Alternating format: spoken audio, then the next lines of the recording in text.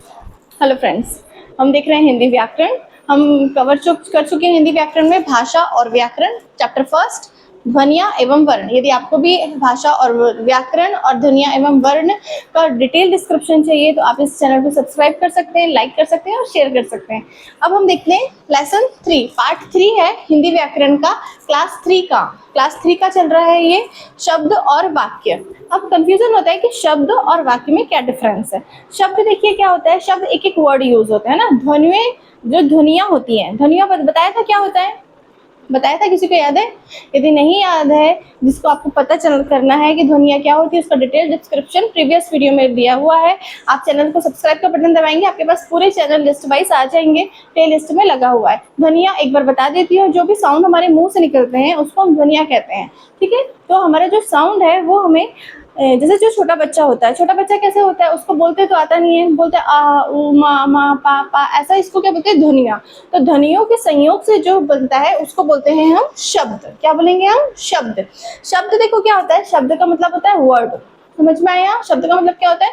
Word, एक specific word, कुछ भी बोल दो आप, आदमी बोल दो, है ना, बच्चा बोल दो। तो जब ये एक स्पेसिफिक वर्ड की बात हो रही है तो ये वर्ड की क्वालिटी होती है कि वर्ड स्वतंत्र होता है। जब सिर्फ हम सिंगल वर्ड यूज कर रहे हैं, जैसे हम पेन है, पेन यूज कर रहे हैं, तो ये एक स्वतंत्र वर्ड है ना। व्हाइट बोर्ड है, स्वतंत्र वर्ड है। यदि मैं इसी को किसी सेंटेंस में यूज करूं तो मुझे कुछ नियम्स फॉलो करने पड़ेंगे। क्या नियम होते हैं हम आगे देखते हैं। देखिए, वर्ड यानी वर्ड का क्या होता है, जो शब्द होते हैं जब वो अकेले होते हैं तो वो स्वतंत्र होते हैं, लेकिन जब वो वाक्य में प्रयोग किए जाते हैं तो उनकी जो स्वतंत्रता है पूर्ण रूप से समाप्त हो जाती है। अब हम देखते हैं कि ध्वनियों से मिलकर क्या बनता है आपका शब्द। बताया था ना अभी, शब्द की डेफिनेशन क्या हो जाएगी कि ध्वनियों से मिलकर जो बनता है उसे हम शब्द कहते हैं। शब्द की विशेषता क्या हो जाएगी? शब्द की विशेषता हो जाएगी कि शब्द का जो अर्थ है वो अपने आप में पूर्ण होना चाहिए, है ना। जैसे आदमी है तो आप आदमी को क्या बोलोगे? आदमी बोलोगे, ऐसे नहीं बोलोगे द आमी, है ना। देखो एग्जांपल्स हैं, जैसे आ प्लस द मी, इसका यदि हम एक शब्द बनाते हैं तो क्या बनेगा? आ द मी, आदमी बनेगा, ये प्रॉपर है। अब ऐसा है कि जो ध्वनियां है उसको भी आपको प्रॉपर में ही जोड़ना है तो ही आपका शब्द बनेगा। यदि मैं ये ध्वनियों को बोल दूं, वर्ण को बोल दूं, द आ मी, तो ये क्या हो गया? द आमी। ये कुछ वर्ड है, कभी सुना है दामी? नहीं, ये रॉन्ग वर्ड है। तो हमको इसको अच्छे से जमाना होता है, जो शब्द होते हैं उसका ही हमको प्रयोग करना होता है। समझ में आया शब्द क्या होते हैं?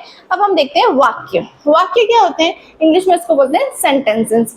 जब वाक्य में बहुत सारे शब्द, हमको एक वाक्य बनाना है, लंबा वाक्य बनाना है ना, तो हम बहुत सारे शब्दों का यूज करेंगे। शब्दों के यूज से ही हम वाक्य बना पाएंगे। जैसे मछली तैर रही है, तो मछली एक अलग वर्ड है, तैर रही है, लेकिन ये वाक्य में बना है, इसके लिए मुझे इसके कुछ नियम्स है वो फॉलो करने होंगे, है ना। हिंदी के कुछ नियम्स होते हैं हिंदी व्याकरण में, आप आगे और भी चल के देखेंगे तो आपको समझ में आएगा। चैनल को सब्सक्राइब नहीं किया है तो सब्सक्राइब करना ना भूलें, ठीक है। जैसे सेंटेंसेस, सेंटेंसेस क्या होते हैं? हिंदी में बोलते हैं वाक्य, जो हम कर रहे हैं शब्द और वाक्य। अब जैसे एग्जाम्पल से समझो, जैसे ये है एक, ठीक है, ये क्या लिखा है तालाब में मछली रही तैर। ये क्या है? शब्द तो है एक शब्द है ना। तालाब भी है, में भी है, मछली भी है, रही भी है, तैर है, लेकिन ये वाक्य बन सकता है? नहीं बन सकता। ये हम कुछ ऐसा सेंटेंस आ रहा है, कुछ सेंस आ रहा है सुनने में, कुछ समझ में आ रहा है कि क्या बोल रहे हैं? नहीं आ रहा है ना। देखो, है तालाब में मछली रही तैर, तो इसका मतलब है कि ऐसा कुछ सेंटेंस नहीं बन सकता ना। रही है तैर में मछली तालाब, ऐसा बोलता है कोई बात करता है रही है मछली तैर में तालाब? नहीं बोलता है ना। तो अब ये क्या है? थर्ड वाला, तालाब में मछली तैर रही है, ठीक है। तो अब क्या हो गया? सही वाला क्या हो गया आपका? तालाब में मछली तैर रही है।